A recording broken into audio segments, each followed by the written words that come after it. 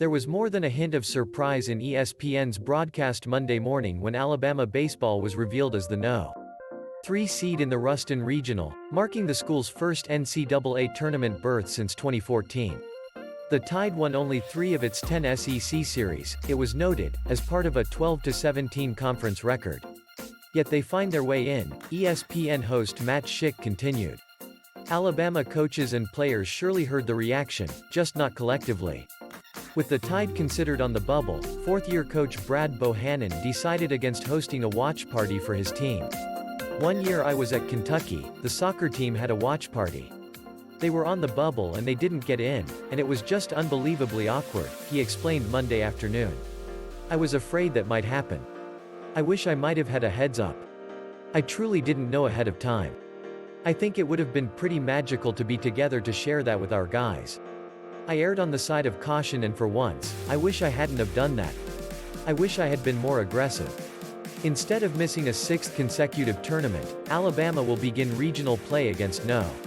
2 seed NC State on Friday at 2 p.m. Central Time from Louisiana Tech's Patterson Park. The No. 1 seed Bulldogs are hosting the double-elimination bracket as the No. 1 seed facing No. 4 seed Rider. If Alabama can pull off a few upset wins, it could advance to its first Super Regional since 2010.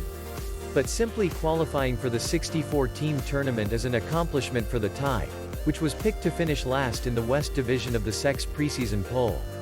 The season was shoved into the ropes with 7 losses over the final 8 conference regular season games, but an extra-innings win last Wednesday over No.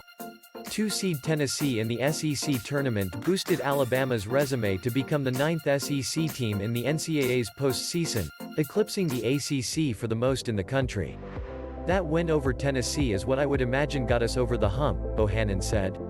Bohannon added he felt Georgia should have been a 10th SEC team in the field, but credited the committee in recognizing his own squad's very strong metrics, including the 2nd toughest schedule in the country. I'm not gonna apologize for our conference record, he said.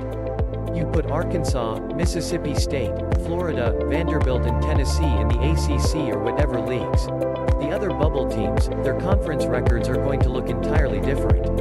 For the bubble teams that played in leagues that didn't play a lot of non-conference games, I would tell them to be mad at their conference for not giving them the opportunity to show how strong they are.